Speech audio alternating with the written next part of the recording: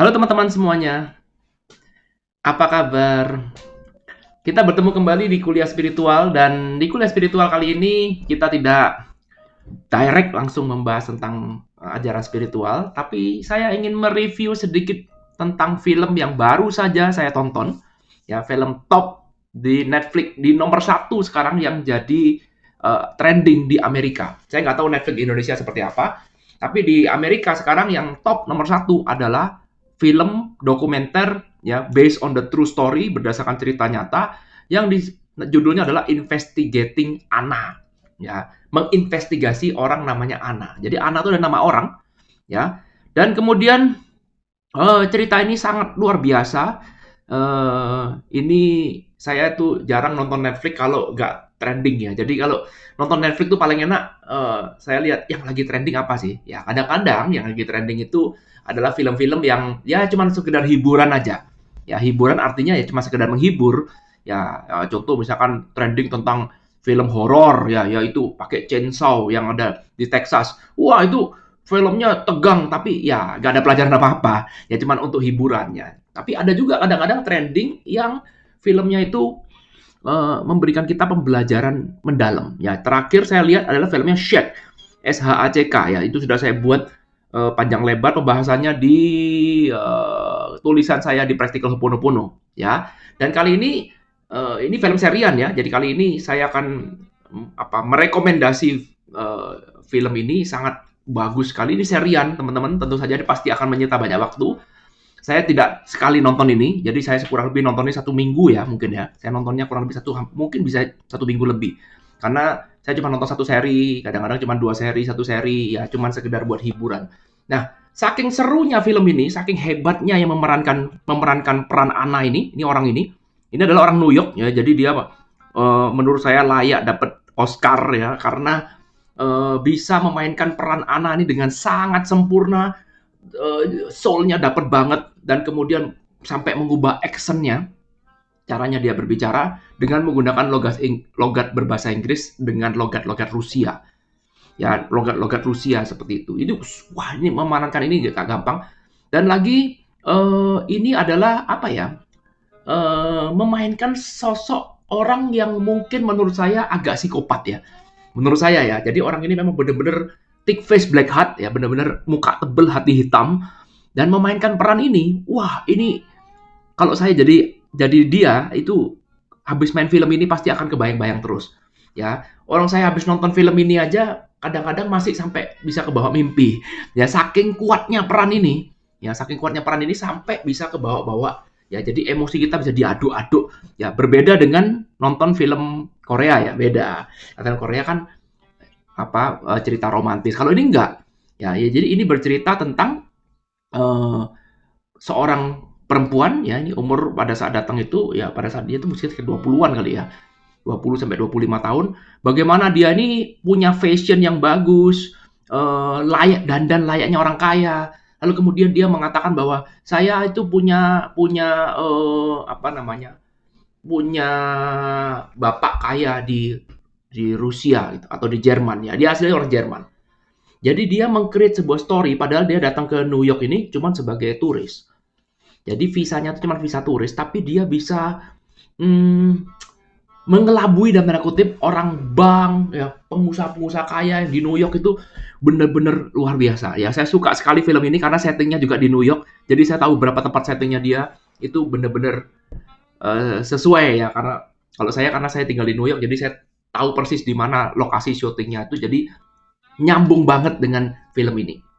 Ya, mungkin kalau syutingnya di LA atau syutingnya di Florida mungkin saya nggak tahu ya, tapi ada beberapa syutingnya dia di LA karena dia sempat lari ke LA. Ya, ini cerita yang sangat-sangat luar biasa. Ya, saya nggak mau memberikan spoiler, saya cuma memberikan sedikit aja gambaran. Kurang lebihnya seperti itu secara garis besar. Ini adalah seorang penipu yang pinter ya, cerdas banget. Ini sama seperti Tinder Slender, seperti yang kemarin lagi trending itu. Cuman itu kan caranya murahan kan, yang ngerampoknya tuh murahan. Ya dia tuh memanfaatkan orang tapi dengan cara yang sangat murahan. Kalau ini bener-bener ngerampoknya tuh ya temennya ya dihajar, terus hotel dihajar, dia bisa tidur di hotel bintang 5 dengan gratis, memainkan cerita A, cerita B. Lalu kemudian apa namanya, dia bisa berdandan ala orang kaya, dia bisa presentasi, dia mau membentuk Anna Foundation, ya, dia membentuk fondasi di seperti apa foundation itu seperti apa grup amal gitu misalnya. Itu gimana dia akan mengumpulkan, menyalurkan semua benda-benda seni dan segala macam. Nah, jadi di film ini diceritakan secara mendetail dan cara ceritanya bener-bener bagus banget, storytellernya bagus banget, seolah-olah seperti kita tuh diajak untuk masuk ya. Dan ini adalah wartawannya, ini Ananya yang ini Ananya. Ya, ini adalah Ana yang mau kita investigasi. Namanya judul filmnya Investigasi Ana. Dan ini adalah wartawannya yang ingin tahu kehidupan Ana sebenarnya seperti apa. Ya, ini dia wartawannya. Ya, jadi ini adalah wartawan yang berusaha ingin tahu tentang kehidupan Ana dan singkat cerita, wartawan ini keseret arus. Nah, kita nih hidup bersama wartawan ini. Ya, jadi kita nih berada di plotnya si wartawan ini. Jadi kita ditambah lagi pengetahuan lagi, tambah lagi, tambah lagi. Jadi semakin bingung, semakin bingung, semakin bingung sampai terakhir tuh dibuka semua. Wah, ini bener-bener luar biasa. Menurut saya ya, luar biasa. Nah, untuk bisa memahami video ini tentu saja teman-teman harus nonton dulu film ini ya supaya bisa nyambung ngomongnya ya. Tapi saya anggap semua sudah nonton ini, saya yakin di Indonesia pun mungkin juga lagi booming ya. Dan sekarang saya akan langsung masuk tidak ke ceritanya, tapi saya akan masuk ke pelajaran apa yang bisa saya ambil dari nonton film ini. Ya, kadang-kadang ada banyak pelajaran yang bisa kita tonton, bisa kita pelajarin dari film seperti Shake kemarin, yaitu ada banyak pelajaran dan setiap film punya pembelajaran yang unik. Ya, nggak bisa langsung dibanding-bandingkan, nggak bisa. Semua itu ada versinya masing-masing. Oke, dan ini adalah versi saya, teman-teman, yang saya pelajarin, yang saya dapatkan dari nonton film Anna ini selama 1-2 minggu lah ya. Ini yang saya pelajarin, oke? Nah, nomor satu adalah kita tentu saja melihat Anna adalah seorang sosok yang penuh dengan ambisi. Ya, penuh dengan ambisi. Jadi saya pakai bukan warna merah ya di sini. Kita mulai dari yang sini adalah ambisi. Jadi sejak kecil si Anna ini memang sudah above parent-nya. Jadi kita berpikir ya, si wartawan itu berpikir bahwa ketika didatangi beneran orang tuanya si Anna ini ada di Jerman. Benar ada di Jerman. Dia adalah imigran dari Rusia. Nah, si wartawan ini berpikir sama juga, saya juga berpikir karena kita ikut pola pikir wartawan. Kita juga berpikir mungkin orang tuanya si Ana ini adalah orang tua yang gangster, mungkin mafia ya. Sehingga bisa menghasilkan anak sampai segila itu, sesikopat itu, secerdas itu, sepinter itu. Ya, tapi ternyata enggak. Ternyata itu ketika kita buka faktanya, ditemukan dengan orang tuanya, ternyata orang tuanya cuma biasa-biasa aja. Tapi orang tuanya mengatakan, ya kadang-kadang anak itu tidak selalu hasil dari ajaran orang tua. Kadang-kadang ada anak juga yang sejak kecil sudah menentukan jalannya sendiri. Jadi istilahnya cuma orang tuanya cuma numpang melahirkan aja. Jadi bukan berarti semua anak adalah hasil didikan orang tua, belum tentu. Ada orang tua yang mendidik anaknya dengan benar, tapi anaknya punya ambisi yang besar ya, sehingga ingin lebih daripada orang tuanya. Nah, si Ana juga sama. Jadi dia sejak SMA dia sebagai imigran dari Rusia tentu saja dibully di Jerman karena tidak bisa berbahasa Jerman dengan baik. Dan dia membalas bulian itu dengan berdandan ya. Jadi dia berdandan dengan sangat elegan ya, dia sangat berambisi, sangat terobsesi dengan namanya dunia fashion sehingga dia berdandan ala orang kaya. Ya, sehingga dia seperti elegan banget, seperti jadi polisi fashion dan dia sangat-sangat concern dengan fashion sampai nanti dia pergi ke Amerika, dia pun juga dapatkan bisa membohongi orang-orang kaya di Amerika dengan menggunakan dandanannya dia. Sampai di penjara sekalipun dia tetap tidak mau masuk ke pengadilan kalau tidak menggunakan baju yang sesuai dengan apa yang dia mau. Wow, ya. Nah, sekali lagi, semua itu bermula dari mana? Dari ambisi. Jadi orang menjadi seperti Ana nih bisa menyentuh level dari orang miskin jadi orang kaya. Nggak mungkin bisa menyentuh level itu kalau dia tidak punya ambisi. Ya, jadi ambisi inilah di mana semuanya bermula. Ambisi ini, kalau Anda nggak punya ambisi, Anda belajar spiritual, nggak usah punya ambisi, Anda nggak akan bisa kemana-mana. Percaya sama saya. Yes, betul, ini kuliah spiritual, tapi saya tidak mau Anda mabuk spiritual. Nah, penting ya, ingat, saya tidak berkepentingan dengan dunia spiritual. Ya, jadi artinya saya bukan guru spiritual, sehingga saya bebas saja ngomong seperti apa. Nggak ada kepentingan. Oke? Ambisi Anda harus punya. Kalau Anda tidak punya ambisi dalam hidup ini, maka apa yang terjadi? Yang terjadi hidup Anda akan monoton, Anda akan stuck di situ aja, Anda tidak punya prestasi apapun. Tidak punya karya apapun, yang ada cuma hidup mengalir, duduk-duduk, nggak tahu mau kemana. Jangan, Anda harus punya ambisi. Ambisi disitulah Anda bermula. Yes, betul, Anda tidak salah dengar. Ya, harus punya ambisi. Nah, perhatikan, tapi namanya ambisi itu adalah sebuah tools. Ya, sebuah tools. Ambisi ini seperti kendaraan Anda untuk bergerak. Kalau orang lain berjalan kaki dari titik A ke titik B, ya, maka kalau Anda punya ambisi itu seperti Anda punya mobil. Sehingga Anda jauh lebih cepat untuk mencapai titik B ini kalau Anda punya ambisi dibandingkan dengan orang yang tidak punya ambisi. Jadi seperti jalan kaki. Ya, tentu saja naik mobil jauh lebih cepat, efisien. Tetapi, perhatikan, Anda harus tahu bahwa namanya ambisi itu adalah sebuah tools. Anda harus menjadi master dari ambisi Anda, bukan malah dikendalikan oleh ambisi. Nah, ini dia. Ya, balik lagi. Kuncinya semua harus balance. Inilah inti ajaran yang selalu saya ulang-ulang terus. Ya, meditasi boleh nggak? Boleh. Berlebihan meditasi nggak bagus. Nggak bagus, stop. Kalau Anda bilang, waduh Pak, saya sudah kecanduan meditasi, berhenti. Nah, nggak akan pernah guru spiritual ngomong seperti itu, karena mereka punya kepentingan. Mereka akan mendewa-dewakan namanya meditasi. Meditasi bagus, sehingga muridnya jadi mabuk spiritual, satu hari kerjanya cuma meditasi terus. Net, itu bukan bagus. Ya, kuncinya harus balance. Sama juga, ambisi perlu nggak? Perlu. Perlu ambisi itu. Jangan katakan Anda nggak perlu ambisi. No, nggak ada orang sukses yang tidak punya ambisi. Nggak ada. Anda lihat pemain top dunia. Anda lihat orang-orang yang sukses. Semuanya punya ambisi. Nggak ada pemain top, misalkan pemain badminton top Taufik Hidayat. Pernah jadi juara satu dunia. Lalu tanyain, kunci suksesnya apa? Ya hidup mengalir lah. Nggak ada. Pasti mereka cuma punya ambisi. Betul, ambisi inilah yang menggerakkan Anda. Ambisi inilah menjadi action Anda. Kalau Anda tidak punya ambisi, maka Anda pun juga no action. Ya kerjanya cuma talk only. Ya, ada cuma hayal only, bermimpi. Oh ya nanti kalau sudah banyak uang ya, oh ya nanti. Kalah dengan orang ambisi, karena orang ambisi fokus ke action, do something, bla bla bla. Ya, itulah yang dilakukan oleh Ana. Jadi Ana itu sejak awal sudah punya ambisi. Ya, ambisi, dia punya ambisi untuk jadi orang kaya. Dia tidak mau jadi seperti orang tuanya. Dia selalu above orang tuanya. Yes, you got what you tolerate kan. Anda mendapatkan apa yang Anda toleransi. Bahkan ketika Ana sudah tidak punya duit sekalipun, masih minta temannya yang guru yoga itu untuk memberikan tiket pesawat ya dari Turki pulang ke New York, mintanya first class. Padahal udah nggak punya duit loh. Padahal tuh ngerampok lagi. Mintanya masih tetap first class. Wah, gila bener. Ya itu udah gila bener. Tapi sekali lagi, satu hal yang harus kita pelajarin adalah ambisi perlu. Tapi Anda jangan berlebihan. Nah, ini kata kuncinya ya.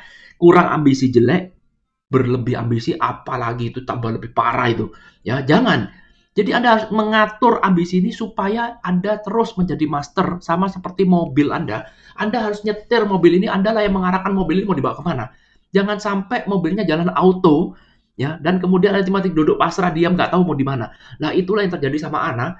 Jadi Ana ini punya ambisi berlebihan, saking gedenya ambisinya. Dia makanin terus ambisi itu, sekarang gantian dia yang dimakan oleh ambisi itu, dia menjadi victim dari ambisinya.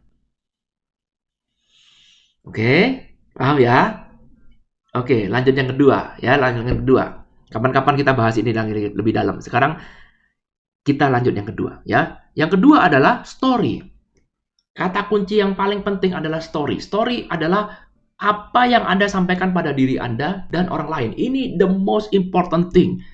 Ya, perhatikan setiap hari kita menyampaikan sebuah story, setiap hari kita menyampaikan sebuah cerita yang kita sampaikan pada diri kita sendiri dan orang lain.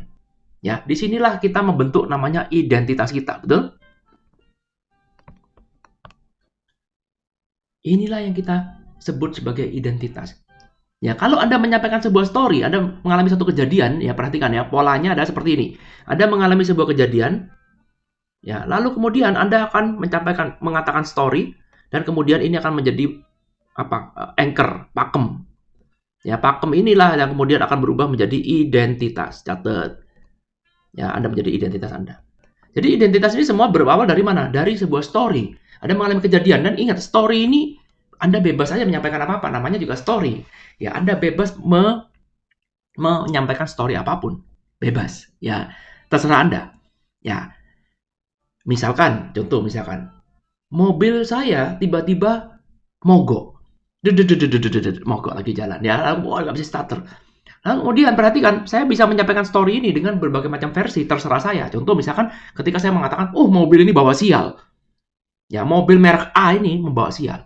Ya, sehingga apa yang terjadi, saya percaya story ini, saya ulang-ulang terus story, padahal saya mogok satu kali, ya, atau satu kali atau dua kali. Setelah itu saya akan patenkan itu dalam pikiran saya, akan membentuk identitas, sehingga saya punya satu belief bahwa mobil merek A ini adalah mobil yang bawa sial. Atau jalan ini adalah jalan sial. Macam-macam. Pohon ini bawa sial.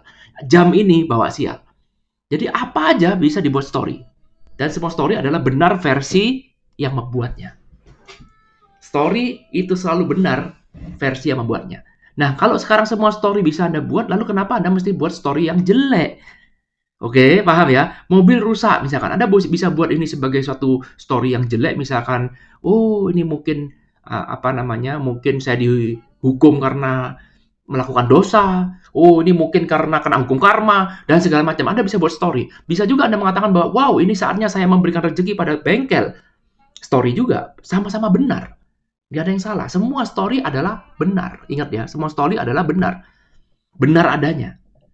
Semua story dianggap benar oleh pikiran. Apalagi kalau Anda sampaikan berulang kali. Kata kuncinya, disampaikan berulang kali. Nah, sama juga sekarang, what you tell to yourself and what you tell to others. Bagaimana Ana menyampaikan story baik pada dirinya sendiri maupun pada orang lain. Nah, inilah hebatnya Ana. Ya, dia punya sebuah story yang mengatakan bahwa saya adalah anaknya orang kaya. Oke. Saya adalah anak orang kaya, papa saya adalah pengusaha sukses dari Rusia. Ya, saya datang ke Amerika untuk belajar sesuatu. Ya, supaya saya bisa jadi orang pengganti penerus dari papa saya. Itu dia tak katakan baik pada diri sendiri maupun pada orang lain. Jadi dia pinter, jago sekali ya membuat sebuah story sehingga dia lebih hebatnya lagi. Level 1 adalah membuat story, level 2 adalah bagaimana kita membawa orang lain masuk ke dalam story kita. Nah, itulah seni dari nonton film Investigating Anna ini adalah bagaimana kita dibawa dalam story-nya Anna versi si wartawan itu tadi. Ya, sehingga kita akan keseret dalam sebuah arus namanya arus story, dan ketika Anda masuk dalam story itu, maka Anda menjadi tidak berdaya. Ya, jadi kata kuncinya adalah take control of your story. Bawa orang lain masuk dalam storymu, maka ketika orang lain itu masuk dalam kamu punya story, maka orang itu bisa kita kontrol, orang itu bisa kita kendalikan, orang itu sekarang jadi percaya dengan kita, orang-orang itu sekarang terjebak masuk dalam kita punya story. Ya, siapa yang sukses melakukan ini selain Ana? Ya, yang sukses melakukan ini selain Ana, jangan keras-keras ya ngomongnya ya. Saya cuma share ke teman-teman aja, ya teman-teman aja untuk supaya tahu aja, ya. Yaitu orang yang namanya Robert Kiyosaki. Robert T. Kiyosaki.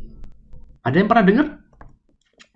Ya, kalau teman-teman rajin ikut kelas motivasi, ya lompat-lompat, pasti ini adalah dewanya orang motivasi ya. Ini yang mengajarkan free financial, ini yang mengajarkan apalagi ESBI, ini yang namanya kuadran, ini yang mengajarkan orang, oh apa bukunya? Apa buku yang pertama kali membuat dia sukses luar biasa, kaya raya luar biasa? Apa yang membuat? Dulunya Robert Kiyosaki is nothing, dia tuh siapa? No one itu. Tiba-tiba jadi someone. Dari mana? Dari sebuah story. Halo, ya, yang berjudul namanya Rich Dad Poor Dad.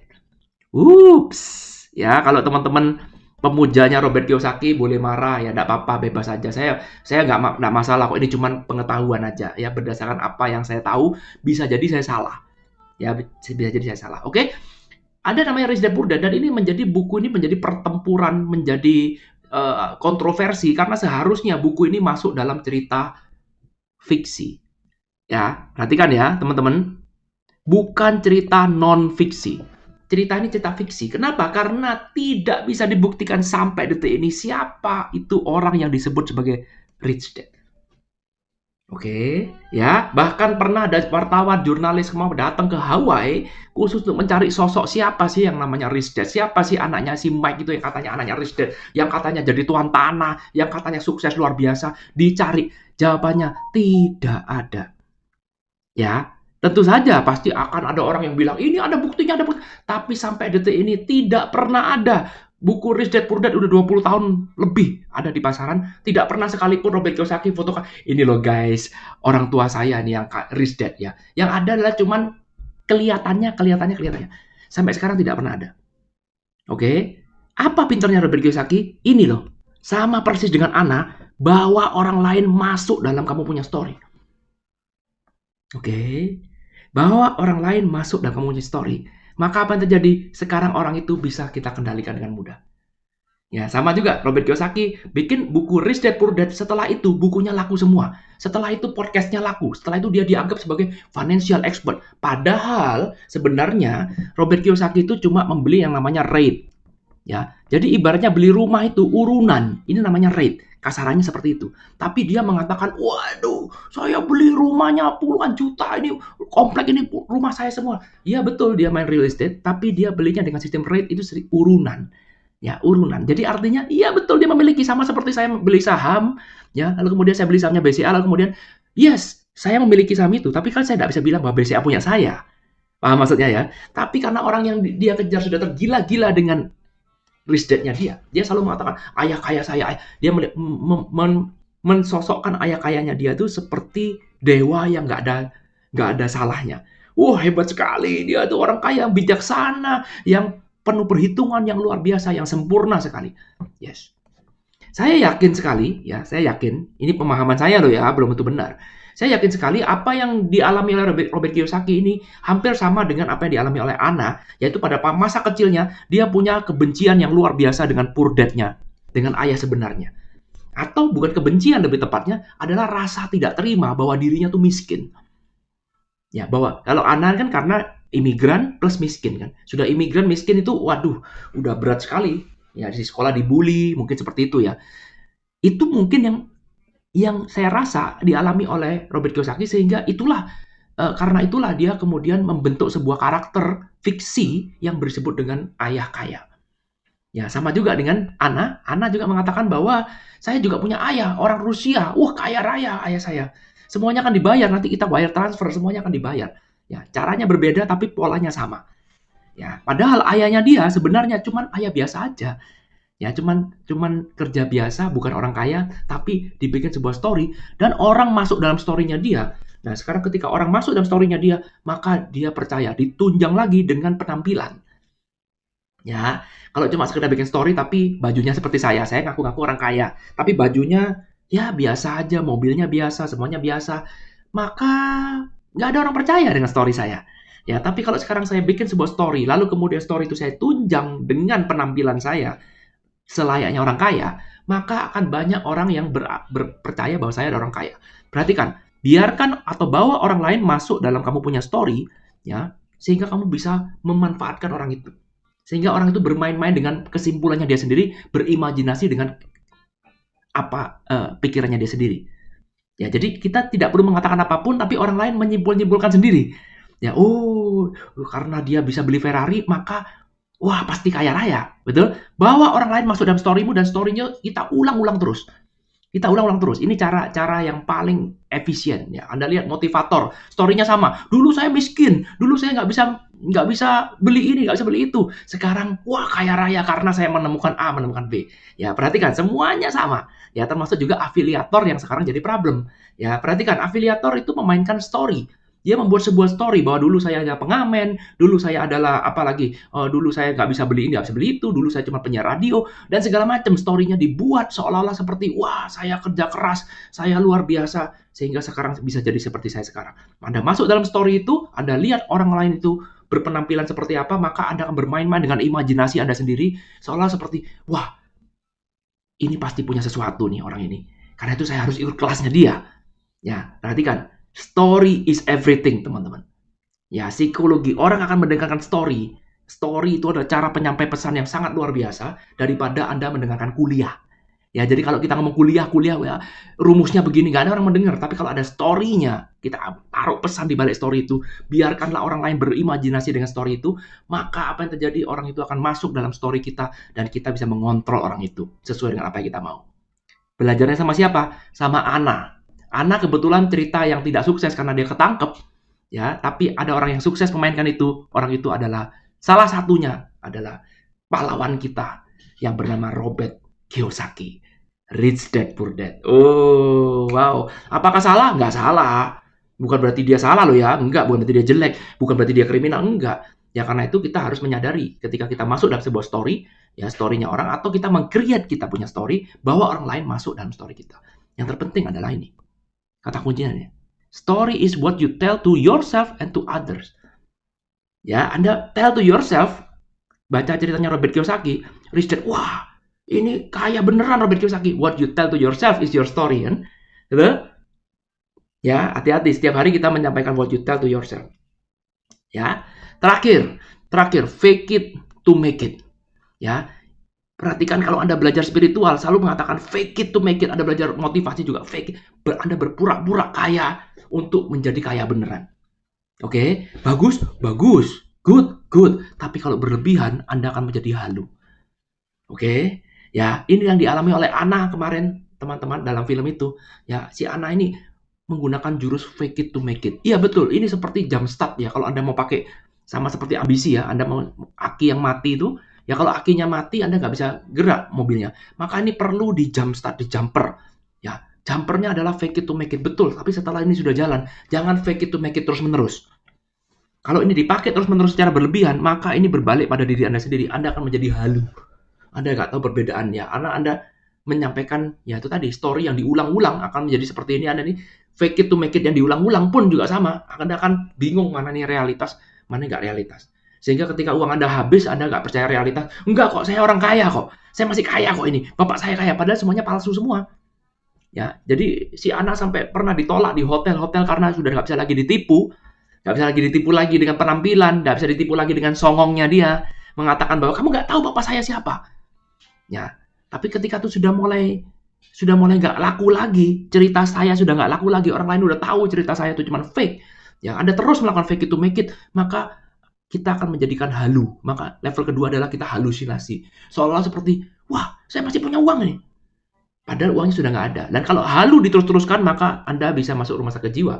Karena Anda sudah nggak tahu lagi perbedaan antara realitas dan non-reality. Bisa dipahami? Ya. Itu aja sih teman-teman. Ini adalah buffer ya, buffer film ini adalah buffer kalau Anda selama ini cuma belajar spiritual, pengembangan diri, tapi ini kita belajar dari cerita orang lain. Sekali lagi saya tidak menghakimi siapapun teman-teman di sini, belum tentu benar juga. Ini cuma sekedar menyampaikan apa yang saya ketahui. Tidak ada yang salah, tidak ada yang benar di dunia ini, tapi kita bisa belajar dari semua kejadian. Jadi bukan saya kemudian menghakimi si anak ini, enggak, justru malah saya respect ke dia karena dari pengalaman ini saya bisa mendapatkan sebuah pembelajaran yang bisa berguna bagi hidup saya kemudian. Oke, semoga itu juga demikian dengan teman-teman yang nonton video ini. Jangan lupa teman-teman untuk di like video ini, di subscribe, dan di komen di bawah kalau teman-teman masih ingin menanyakan sesuatu atau share sesuatu ya. Terima kasih sudah join di dalam grup ini. Kalau teman-teman suka materi pembelajaran seperti ini, bisa ikut kelas membership. Di kelas membership saya buat video jauh lebih sering daripada di kuliah spiritual. Ya, nggak apa-apa. Di kuliah spiritual jarang buat video, it's okay. Tapi yang penting sekali buat video bermutu. Jangan lupa dicatat teman-teman ya pembelajarannya apa, dan kalau sempat nonton lah. Worth it film itu, worth it banget ya. Thank you. Kita ketemu di kuliah spiritual berikutnya. Thank you. I love you all. Bye.